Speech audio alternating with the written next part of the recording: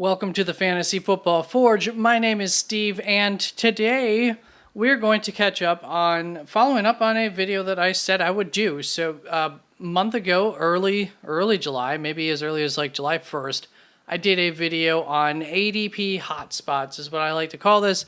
And I did that for best ball purposes. Now that the ADPs are settling in, more people are getting involved, we're getting a better consensus of what things might look like once your draft rolls around. I wanted to do the same thing to even a greater extent now that I've had some time to play with these tools as well for redraft purposes. I'm really excited for today's video. I think there's a lot of great strategies to learn. So we'll be on two different sheets here. We'll spend a lot more time with the second sheet, but I want to show you where it all began and a couple of tools that you can find up on my website, www.theFFforge.com. There's a link down in the description to where these tools are up on the website. Took my data from Fantasy Pros website, got the ADPs from there, and based on those ADPs, I recorded how many of each position players at each position were taken in each round. So these are round 1, 2, 3, 4, going by the rows, and then the columns I have labeled here that you can see on the screen: quarterback, wide receiver, running back, tight end, DST, kicker. Went to 17 rounds for this information. The big thing here, so first of all, blue to the red being like a hot spot, blue being like a cold spot, are all done independently for the position. So only all these quarterbacks have that shading based on the other quarterbacks taken during other rounds and whether that means it was a hot spot or a cold spot. Round 14 here. Because ADP is just that, it's an average. I'll get to my thoughts on why this happens, but you can see there's a lot of players that have ADPs that wound up in the 14th round, which really I think makes this chart almost unusable, at least for this specific purpose. I do think that it supports something else that will come up in this video. I don't think we're gathering a whole lot from this, so what I ended up doing is doing the same thing essentially, except I did the top 12 players. So for the first round, the top 12 players are 5 wide receivers, 6 running backs, 1 tight end. In the event that there was, you'll see some halves on this chart. In the event that there were, let's just do the first round, player 12 is a wide receiver, ADP of 12.4. And there's another player, running back, wide receiver, it wouldn't matter, who has an ADP of 12.4, being the 13th player. Well, now I counted each of those as a half for the position. One of those players is going to go as the top 12. One of them is going to go as in the second round as the 13th player off the board. Another thing to go back to, like based on ADP, so out of 204 players that would go in a 12-person draft, the ADP-wise, that's like 237 players or something like that. I don't recall the exact number. More players than actually can get drafted in a 17th round draft have ADPs that would be less than 204. What we did here, I want to say it's exactly 204 because there's no halves in this last round. Anyways, these are the ADP hotspots for each position. This is something that I think shows you some of the trends that are happening at each of the positions, where the positions are going a lot, just something to be knowledgeable. If you're doing a lot of practice drafts, you probably feel a lot of these things. You just know it by intuition. So here's the ADP hotspots from a little over a month ago. You can see the wide receivers, 6 wide receivers, 4 running backs. As we know, that's now 5 wide receivers, 6 running backs, a little bit different there. You'll also see, look at the hotspot trend here, going up through the 6th round. Pretty much every round's a hotspot. Well, we don't have any hotspots here for a little bit after the second round, and then it goes all the way up until round 10, where we have some hotspots once again from round 6 through 10. And just a couple of weeks ago, maybe last week Saturday, I did a video on ADP risers and fallers, and I noted this trend for the running backs and the wide receivers, that the wide receivers were getting pushed back a little bit, running backs were being pushed up, so you can see the difference in the running backs too. Not a whole lot of hotspots overall for the running backs. That's just a thing, but you can just see that they've been getting pushed up.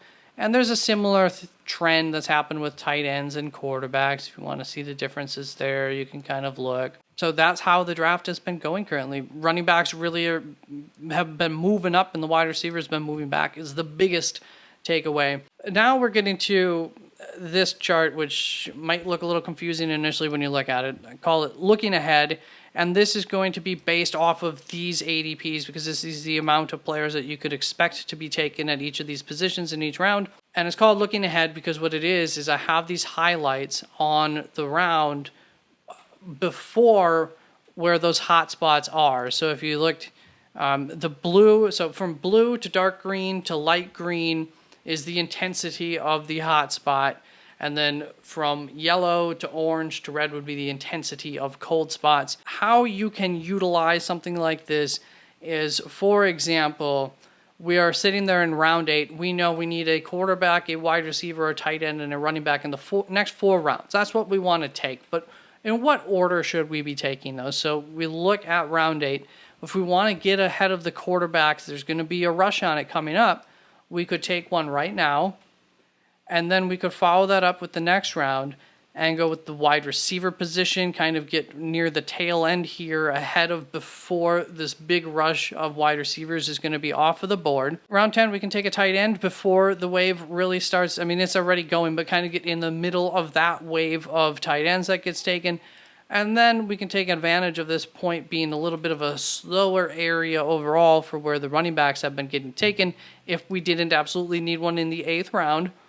And we can get one before the next run of running backs goes off of the board here in rounds 12 and 14 by taking one in round 11. So it's not going to be perfect at every point in the draft, but it is something that's kind of nice to have, I think, at least while practicing for drafts, to kind of just feel out, okay, well, what happens if I wait at this position? And this can help you to maybe build a little confidence that that would be the right position to wait, the right decision to wait at a specific position for a round, maybe even 2 rounds, even though it feels like it's a need right now because there's just not going to be a lot going off the board coming up over the next period of time. Let's get on to the main content of this video.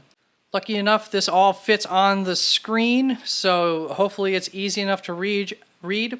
I have busied it up a little bit since last time, but there were more observations I wanted to make, more things that I wanted to show, more things that I wanted to look into, so I have it all on this chart.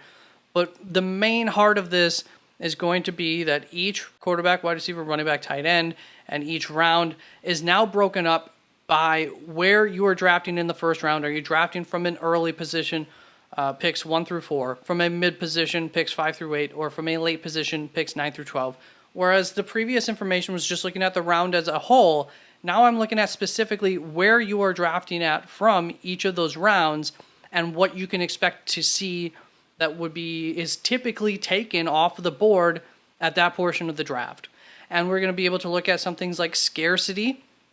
Obviously, we're going to be looking at the hot spots. I will go over each position for each round, just give you some of my observations. And I have a few mock drafts that I did based on some of this information here. It's a little bit different for each round, exactly what I'm looking at. I didn't do full mock drafts for every round, for each position, early, mid, or late draft position. But there were things that I wanted to look at for each of them and show. First of all, you can kind of ignore this bottom row that has the different coloring in each of these groups. And at the very bottom, ignore this for now. I will get into that. But when I'm talking about scarcity, I think it's, because of the colors, you can kind of figure out a little bit what's going on there. That's what some of that information is coming from. Basically, this 2 equals the fact that a quarterback and a wide receiver went, and the fact that it wasn't 4 players, even though there's going to be 4 picks. Via ADP, only 2 players technically, go at this point in the draft. That creates scarcity, which is a double-edged sword that can be good or bad. I think that's enough on that, hopefully. Starting off with the early, drafting from an early position here, the quarterbacks. Looking at all these hotspots via the ADP, some of my takeaways. Right here, rounds 2 through 4, essentially. You can go ahead and you can take one of the early quarterbacks. You could get Jalen Hurts, Justin Herbert, Justin Fields, or you could wait until, I believe it's just round 10 through 12 here, and you can still get yourself a Geno Smith, Anthony Richardson, Jared Goff, and Why can't I think of his name? Russell Wilson. And then you could pair those with an even later quarterback if you wanted to pair them with a quarterback. That's just my main observation that I would pull away from this. Wanted to give you a couple of names that that these hotspots are at as well, so you can kind of gauge the difference in the quality and how you feel about that difference. That's all.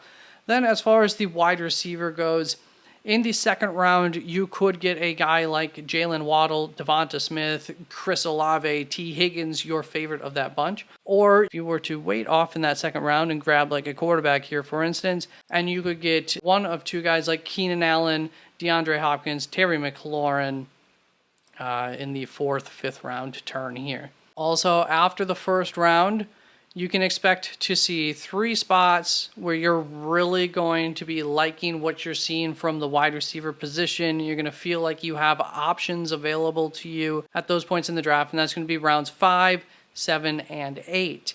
I think when I'm looking at this as a whole too, I'll come back to the running backs and the tight ends, but this is the point where I did a couple of mock drafts, came up with a strategy based on these hot spots while I was looking at this, because it was standing out to me that I think that this is a solid spot from the draft if you're drafting from an early spot, where if you want to go 0 RB or hero RB, you could do something like that from. So I wanted to look a little bit closer at pulling off those drafts, and I came up with a strategy based on the ADP hotspots that I followed to a T, just looking ahead, following the hotspots. For the first draft, I wanted to go 0 RB, and I went wide receiver, or quarterback if Hurts was available, which he was in my test, as he also was in the hero running back one. Then tight end, quarterback in the fourth if I didn't go quarterback in the second. Wide receiver, running back, wide receiver, running back. And you will see through the first 12 rounds, I was able to follow that exactly. So for the 0 running back roster, started off with Justin Jefferson and got Chris Olave. You can see I picked from if you can see that, picked from the second spot for these. So Justin Jefferson, Chris Olave, Mark Andrews in the third, Justin Herbert in the fourth, followed that up with DeAndre Hopkins, then Javonte Williams in the 6th round for my 0 RB strategy here, Christian Kirk in the 7th round, Mike Thomas, and then the running back spot where we got Zach Charbonnet, Elijah Mitchell, Tyler Algier, Tank Bigsby. And at this point, I do want to make a point to point out that when I did this, I didn't use my own rankings. I followed, and this is going to be true for most all of these drafts that I showed you, I followed what I pre-planned to a T. I'll let you know if not. And I drafted the player with the highest ADP at that position just to see how well this pre-planning actually worked out. And to me, I mean, if you're going 0 RB, it's a pretty good roster, right? The Zach Charbonnet, Elijah Mitchell, 2 guys where, at the very least, if there is an injury to the starter, they should be in great positions to be absolute studs for you, probably a few times throughout this year at least. Tyler Algier, I mean, same story, same with Tank Bigsby. He's on a good offense. Tyler Algier's on an offense that wants to run a lot. And so if Bijan Robinson were to go down, he was a 1,000-yard rusher last season, would be in a pretty good spot, maybe not to be an absolute stud, but to be a very good RB2 on a roster where your RB2 was pretty much the last position that you cared about taking care of. Then for the hero RB roster, took Christian McCaffrey right out of the gate, followed that up with Jalen Hurts, Mark Andrews, then we got Calvin Ridley, DJ Moore, DeAndre Swift, followed by Mike Evans, Rashad Penny, Jamal Williams, Jerick McKinnon, then Alan Lazard, Zay Jones for wide receiver in the 13th, Bryce Young right in between there. If you really want to get a top-end quarterback and tight end, you don't have to draft like that. The hotspots wouldn't force you to draft like that either. It was just a strategy that I thought, based on the hotspots, looked like it could work. And I do think that it does work if you want to go, once again, 0 hero RB. I think I like the 0 RB roster a little bit more overall from this position in the draft, from drafting from an early position. I do think, personally, it would be a little bit more wise to go wide receiver, running back, and then quarterback, tight end. I would be happy with getting one of the top wide receiver options, having the top 4 pick there, and then following that up with probably Jalen Waddle and one of Ramondre Stevenson, Najee Harris, or Breece Hall as my RB1, and then I could get Herbert or Justin Fields as my QB, and Kittle as my tight end. Once again, if I were trying to lock in a top end quarterback and tight end talent. Not something that you have to absolutely do. Not even necessarily something that I'm suggesting that you do. But now let's move on to the running back position. And it's very simple here. If you don't attack them early, you will be able to sprinkle them in throughout the entirety of the draft. As you can see here, it's not really any hot spots, not too many cold spots, not terrible. And when it comes to the tight end position, the one thing that I figure here with round 9 is really what I'm going to be referring to is that outside of taking those options that I pointed out, Mark Andrews in the 3rd, and then like a George Kittle in the 5th, if you are comfortable with hoping that Pat Freiermuth or Evan Ingram falls to you in the 9th round, but if not, you're cool with guys like David Njoku or just reaching a little bit around the 10-11 turn for Chig Okonkwo, Dalton Schultz, or Greg Dulcich, then there is no need to get Andrews or Kittle early.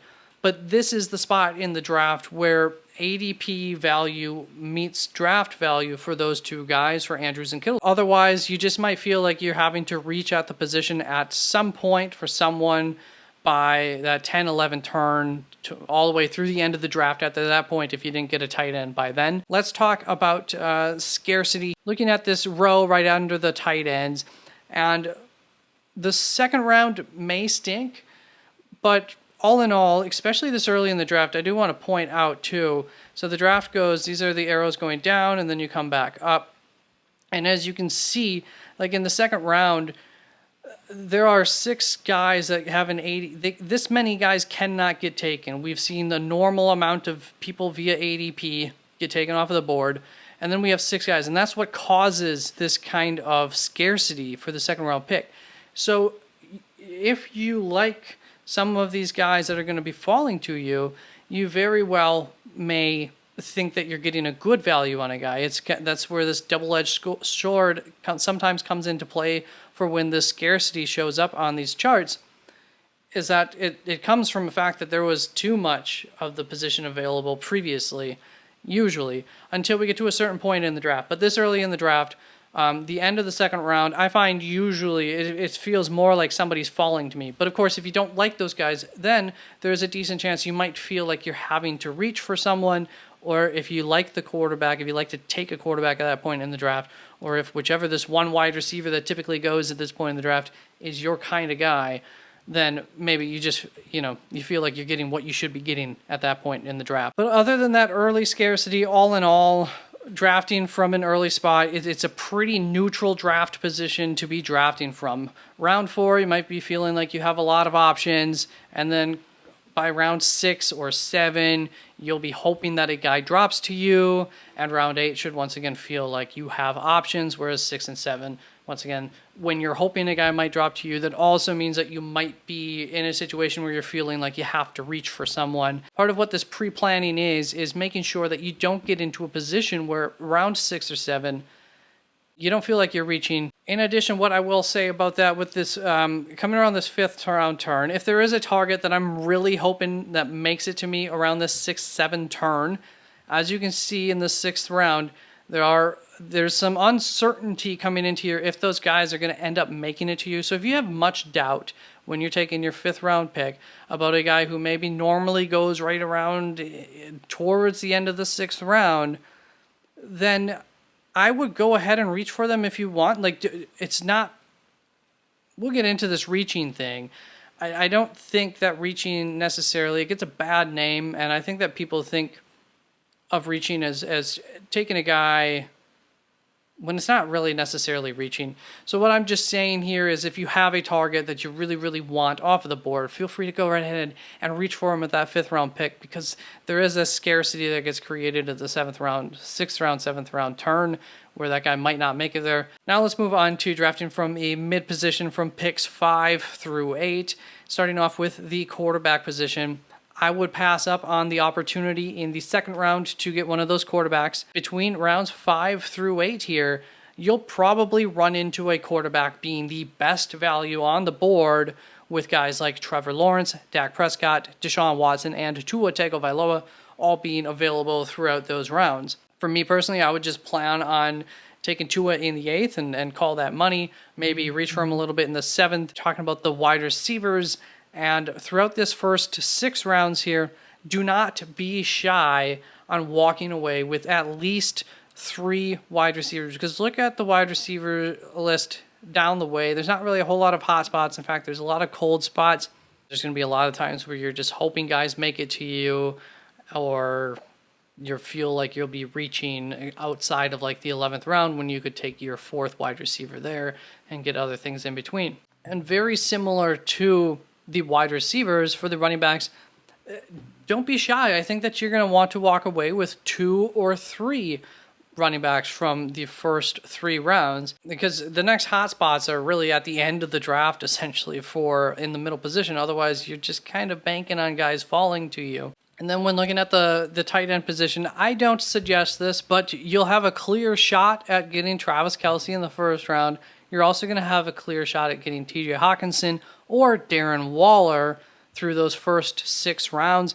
So once again, the not suggesting it was really about Travis Kelce in the first round. You're going to also have shots at other guys, but you should have those 3 shots to get one of those guys once you want to take one of them, if you want to take a tight end early. So just keep that in mind when Travis Kelce comes up onto the board. And then if you are like me and you're okay passing up all of these guys, then the 10th round may be a good spot to reach for a tight end of your choice, because the 11th round is going to be sweet pickings overall. So looking at the 10th round, 11th round, 11th round is a tight end hotspot. A lot of tight ends get drafted from this area of the draft there, but so is wide receivers. So generally, I would probably just pop off at the tight end here and get a wide receiver on the turn. So now just looking overall at all these positions, you're going to find yourself with a plethora of options come the 6th round here. Look at the 6th round hotspots. So I would probably plan coming into the draft on going wide receiver first round, running back, wide receiver, running back. And then after that, going best player available, best player available, best player available, best player available, etc. Now, I came up with wide receiver, running back, wide receiver, running back. You can come up with whatever you're the most comfortable with, but I am going to look at 2 mock drafts in just a short little bit. But the main idea here is that by getting 2 wide receivers and 2 running backs to start off the draft, I'm not going to feel pressured to pass on one of those best player availables come the 6th round, especially, but also for the rest of the draft. And I really, really strongly feel like this is the strategy to go with if you're drafting from a mid position. So first, let's look at the mock drafts that I came up with. Here they are. You can see on the left-hand side of the screen, my wide receiver, running back roster. And when I went ahead and just tested that out, I found myself very tempted to take a running back with that 3rd round pick at 3.6, because there were guys like Najee Harris available. We can see Cooper Kupp, Derrick Henry, Najee Harris, Amari Cooper is my second sample, and I want to compare the 2 against one another. I want you to compare the 2 against one another. I know which one I like more, and I'll tell you that in a moment. But I'm also just want to quick explain why I didn't do the rest of the draft. After this, I said that my strategy would just be best player available. We're all going to have different opinions on who the best player available is. I prefer the Tyreek Hill, Derrick Henry, Chris Olave, Joe Mixon roster. Let me know which one you prefer in the comments. To me, the difference between Olave and Amari Cooper is much larger. And remember, I'm high on Amari Cooper too, and I still got Amari Cooper here at his ADP. Didn't reach for him where I have him technically ranked, but I still think that that difference is a lot greater than the difference between Najee Harris and Joe Mixon. And in fact, I have Joe Mixon ranked 1 spot ahead of Najee Harris. So of course, I like the wide receiver, running back roster better. But it was very tempting at this 3rd pick, and ADP would have told me I should take a running back over Chris Olave. There was maybe 2 of them available or something ahead of him. When you look at how the roster makeup works out, once you come to your 4th round pick, it looks a lot better going with this. And I do want to keep this even-keeled attack, because now let's go back and let's look at how this works from drafting from the middle position. When it comes to the scarcity, look at all of that red, an average amount of orange here compared to the other 2 spots, a little bit of yellow, but all the red, there's no red in any of the other spots until we get to round 16 for this drafting from a late position. Otherwise, all of the red spots for scarcity belong to drafting from a mid position, which really means that you're going along for a ride here when you're from the middle position. You're not getting many choices. You're either hoping guys fall to you, which is why I want to be prepared if I'm taking a wide receiver, running back, wide receiver, running back. I'm not feeling like, oh, that's awesome that running back fell to me here in the 6th round, but I already have 3 running backs. I don't need a 4th running back. Just being able to then take whatever comes to you for the rest of the draft, because once again, you're working with a lot of scarcity here. You are almost certainly going to feel like you are reaching for most of the draft throughout all of these rounds. You get a little bit of relief here in round 6, a little bit of relief in round 11, and then right at the end of the draft, you're going to feel like you have a bunch of options yet again, but so will everybody else. And so that's why I totally believe you need to start off with an even-keeled approach, and I would avoid taking those tight end spots 2 here in the first 4 picks, so you can just let the draft come to you, and as they say, stay water, stay liquid. I think you absolutely have to do that from the center spot of the draft. And so you're going to feel like you're reaching. So you need to, or maybe you're going to see some talent fall to you, and you need to be in a position where you can take that talent and it still helps your roster and doesn't hurt you because now you're starving for your 3rd wide receiver, something like that. I would not recommend going with a strategy like zero hero running back from the mid position because of everything that I just talked about. You just need to ride the waves of the draft is what I wrote from this middle position. Now let's talk about drafting from a late position, talking about the quarterbacks first of all. There you can see them all. And you're going to have opportunities at every level of the draft to take a quarterback. In fact, you are often going to be part of leading the charge at the position. So my advice as far as the quarterbacks go would to be find your target and plan to strike on that target in a specific round, because once again, you are leading the charge almost the whole way through. It starts off in the 2nd round. It's you that's going to be taking the first quarterback off. Well, it's somebody at this point in the draft who's most likely going to be taking the first quarterback off of the board and starting the first run of the first 3 quarterbacks. Patrick Mahomes in the 2nd round, probably going off around this area of the draft. Then, starting off with your next pick in the 3rd round, you're kicking off another little run after no quarterbacks have been taken throughout the early portion of the 3rd round. Joe Burrow, Lamar Jackson, and then Justin Herbert and Justin Fields. Then for the first time, you're not really leading the charge in the 7th round. You're kind of getting right in the middle of that one with a guy like Deshaun Watson is the one quarterback who made it on that list. And then starting the run once again in the 9th round, Kirk Cousins, Danny Dimes, Aaron Rodgers. You're going to be starting to kick off that's quarterback 11, I believe, is Kirk Cousins. So you're just starting off the top end QB2s, back end QB1 kind of guys. And that's pretty much a run that never truly ends throughout the end of the draft. I guess there's a little bit of respite in there.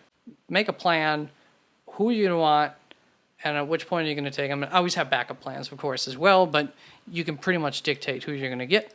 Then when we are looking at the wide receivers, even more so than when drafting from an early position, you really can rely on some options falling to you throughout the entirety of the draft. That said, you definitely want to get at least one in the first 2 rounds, because the next spot that it's a near guarantee that you're going to be loving your options is not going to be up until the 6th and 7th round right here. After that 2nd round wide receiver, be a little bit of a plethora of options also in those rounds, just in general for all the positions.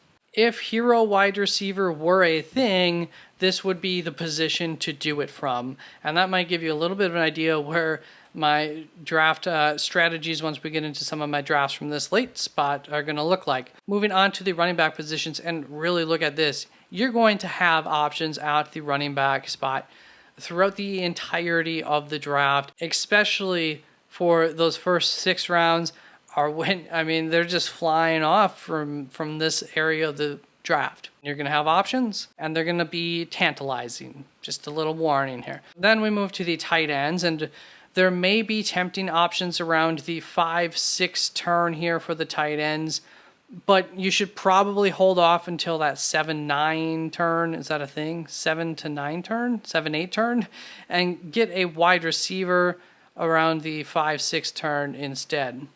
Basically, hold off for as long as you can here to get your tight end and try and ensure yourself a couple of good wide receivers, because you'll probably have gotten a few good running backs already on your roster as well.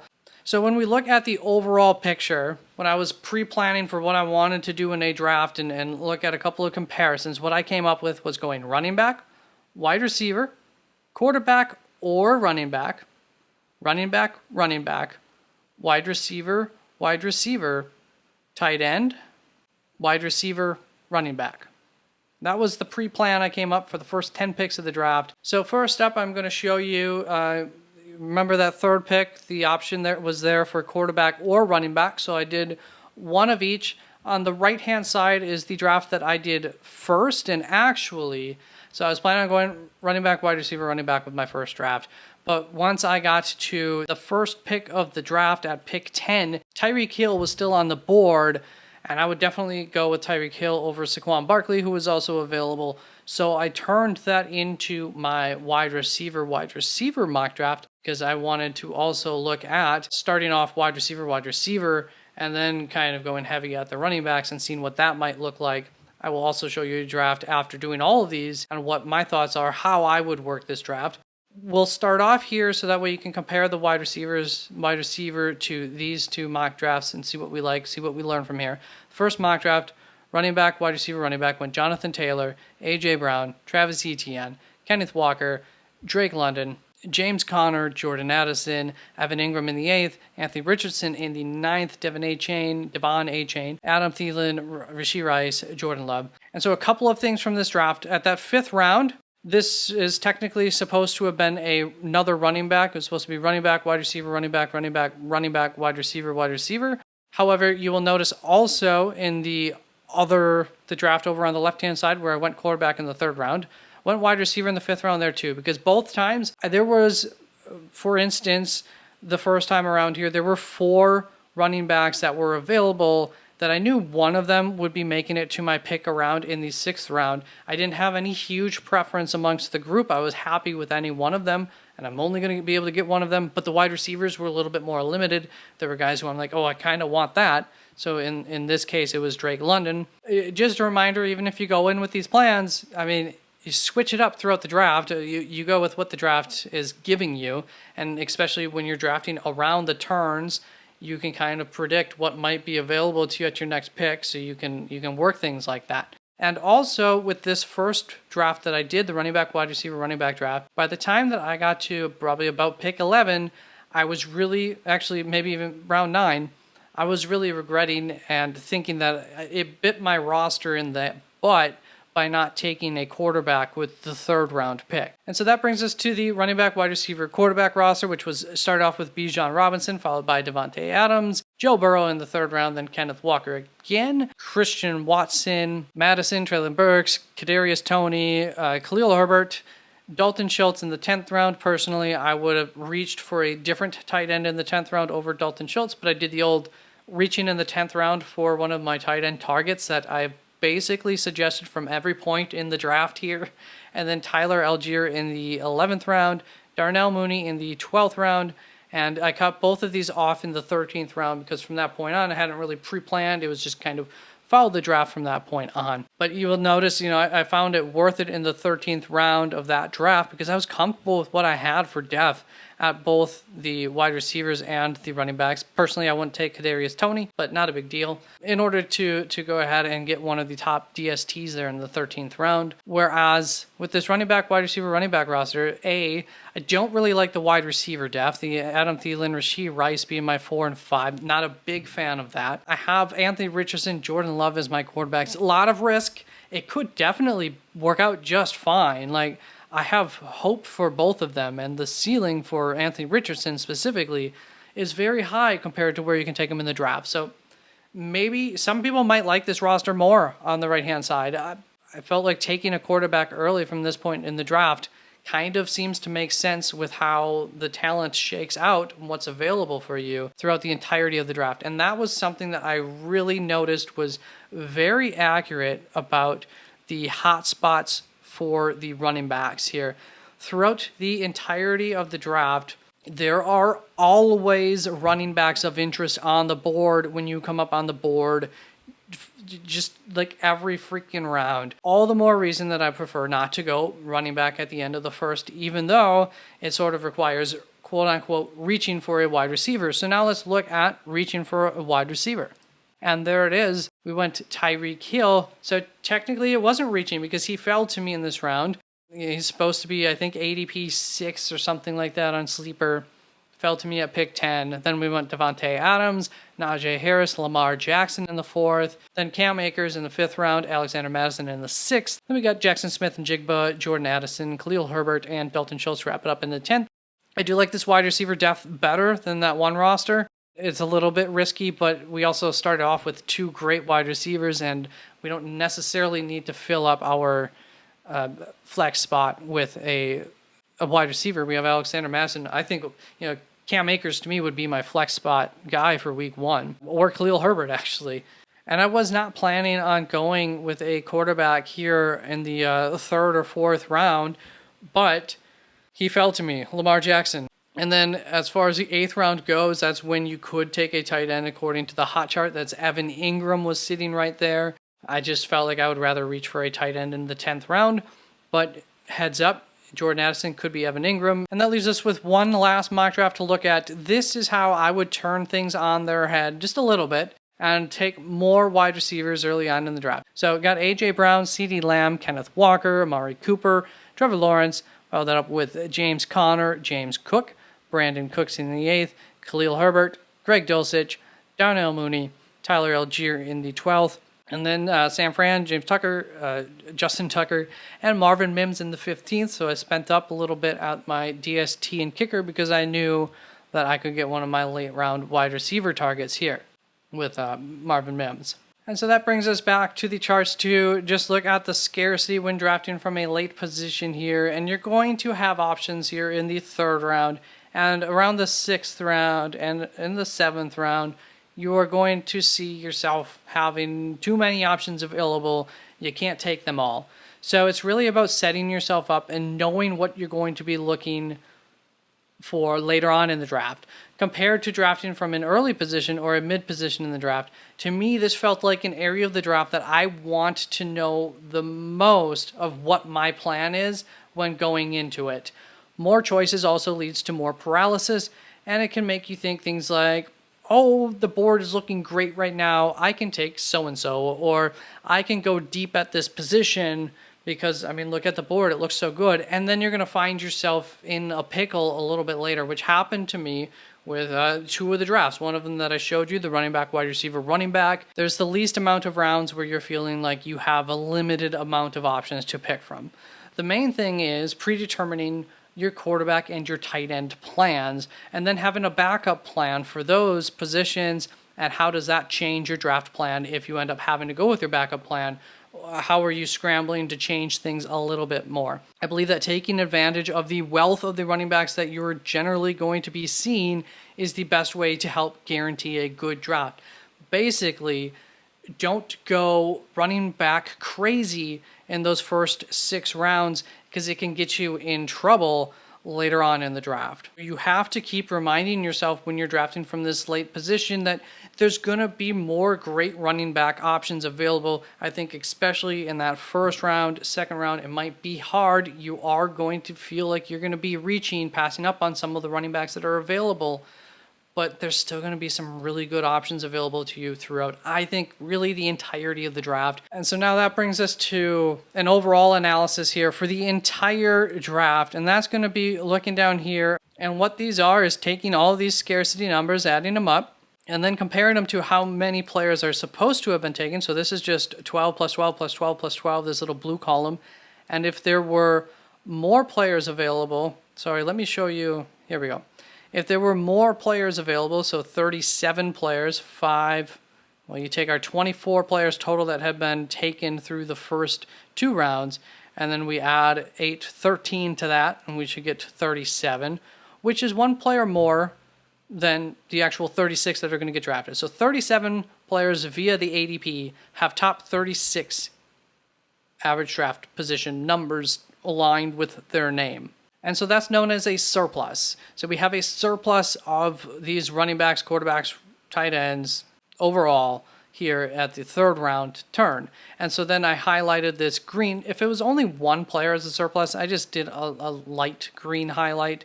The same here, this little kind of peachy yellow color is because it's only one player less than what you would expect. But then everything else is going to be yellow. And once it was more than a round worth of difference in players, so we're supposed to have 144 players drafted, quote unquote, but really there's only 130 via ADP who would get drafted by the 12th round. That's 14 players less. So that's over a round's worth of players, which creates a scarcity. And so that's where we get these red colors, is when it's been over, there's more than 12 players difference between these two numbers. And I will get into then these other two numbers after in a short bit. So for the most part, except for round 5, over the first 6 rounds of the draft, I think it's fairly predictable about what you can expect. The players are going at a fairly predictable rate. There's not too much surplus. There's not too much, people are confident in what they're taking, what they're getting. For the most part, once again, around the 5th round, there's a little bit of variance in the ADPs there for players, but there's enough talent available. Nobody feels like they're reaching. Nobody feels like they're getting too much of a value for the most part. Then in rounds 12 and 13, where I showed you the red there, those are the most scarce for the quarterback, wide receiver, running back, and tight end. And this tells me that people are drafting all over the board at that point in the draft. There are few quote-unquote favorites for everybody, or consensus guys that are guaranteed to be drafting. You can throw consensus completely out of the window by the 12th round. And I'm going to take it one step further and say, come around the 8th/9th round turn, you should start to reach for your targets, because there's no guarantees that they're going to be making it back to you. This scarcity means that the ADPs have more variance going on. Some of the guys who are going in the 13th round probably sometimes get drafted in the 11th round, sometimes go undrafted or drafted in the 15th round, because everybody's, once again, listening to different experts. They have different favorite players, and there's just a surplus of talent ultimately at the end of drafts, even though this isn't showing a surplus. So we will get to that. There's only a surplus once we include the DSTs and the kickers. And that's for a couple of reasons. So back to talking about reaching. I was talking about the 8th, 9th round. You should start to reach for your targets. If your targets require to be reached for, that doesn't mean you have to. If there's a guy that you like right now and your target should still be there later, take the other guy that you like over your target. It doesn't mean you have to reach for them, but you, I think, can, without feeling guilty for it, or if somebody laughs at you for it, you just shrug it off and say, whatever, man.